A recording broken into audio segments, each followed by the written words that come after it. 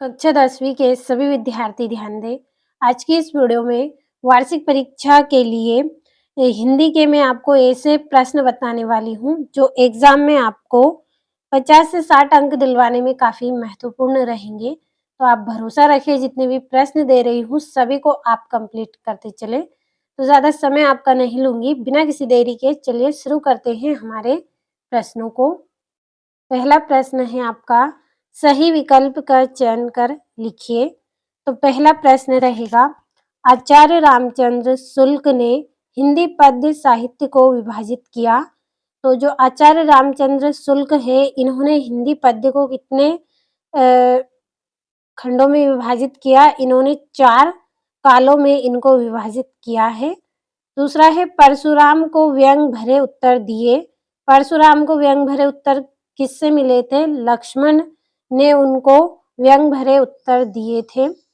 तीसरा है, रमणीयार्थ प्रतिपादक शब्द काव्यम परिभाषा है।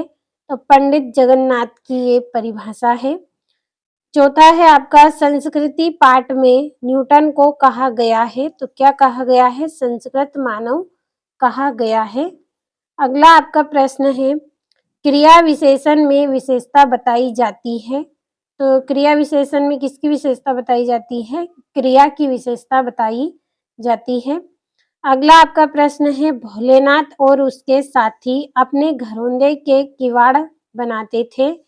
तो जो किवाड़ बनाते थे ये किससे बनाते थे? लकड़ी से बनाते थे। तो ये आपके 5 सही विकल्प हो गए हैं।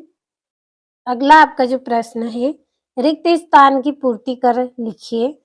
तो पहला रिक्त स्थान है, डेडेस कविता फागुन की मादकता को प्रकट कर रही है।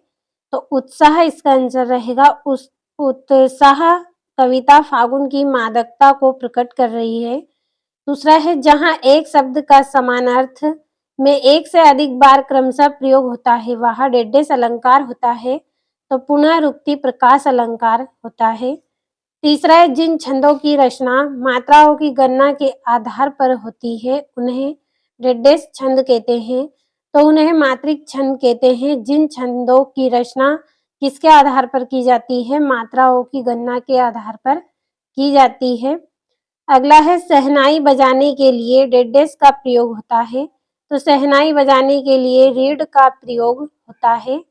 पांचवा है, यशो गान डेडेस संधि का उदाहरण है। तो विसर्ग संधि का ये उदाहरण है। और अगला है, कवि लोक स्टॉक में डेडेस फिल्म की शूटिंग हुई थी। तो गाइड फिल्म की शूटिंग हुई थी। तो ये आपके रिक्त स्थान हो गए हैं। और भरोसा रखें, वार्षिक परीक्षा में पूछे जाने वाले प्रश्नों को मैं आपको बता रही हूँ। यदि आपको एग्जाम में 50 से 60 अंक लाना है तो आपको जितने प्रश्न बता रही हूँ सभी को आप कंप्लीट करें। तो चलिए अगले प्रश्न की ओर हम बढ़ते हैं।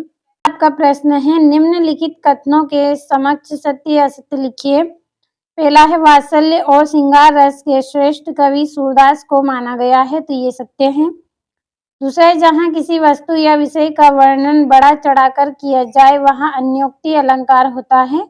तो ये आपका असत्य है। अगर यहाँ पे अतिशयोक्ति अलंकार होता तो ये आपका सत्य रहता। और मन्नू भंडारी अपने भाइयों के साथ गुल्ली डंडा भी खेलती थी। तो ये सत्य है।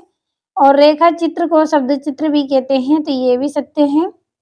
और पांचवा है, राम बाजार जाता है एक आज्ञावाचक वाक्य है। तो ये आपका असत्य है।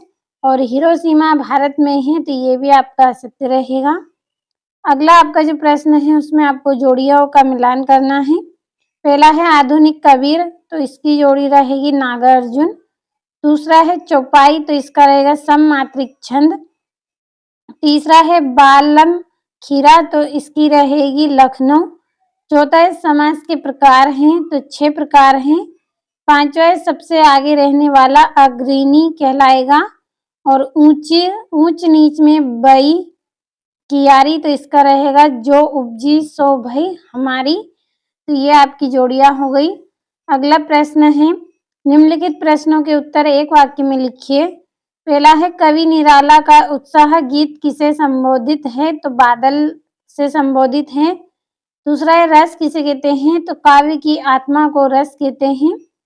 तीसरा है संस्कृति निबंध हमें किससे टकराने की प्रेरणा देता है?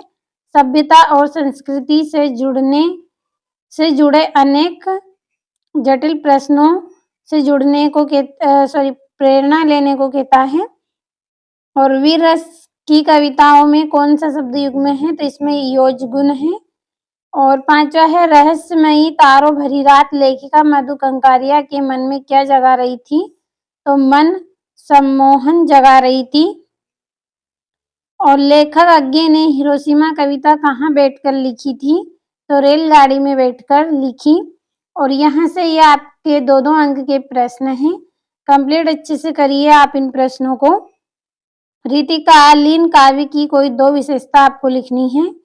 तुलसीदास अथवा जयशंकर प्रसाद की काव्यगत विशेषता निम्नलिखित बिंदुओं के आधार पर आपको लिखना है। 2 रचना, भाव पक्ष, कला पक्ष।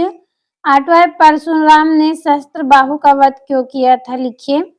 कवि नागार्जुन ने फसल को 1000 खेतों की मिट्टी का गुणधर्म क्यों कहा है? लिखिए। और महाकाव्य और खंड काव्य में 2 अंतर आपको लिखना है। दोहा छंद के लक्षण उदाहरण सहित। और राम वृक्ष बेनीपुरी अथवा यतीन्द्र मिश्र का साहित्य विशेषताएं निम्नलिखित बिंदुओं के आधार पर करनी है। 2 रचना, भाषा, शैली।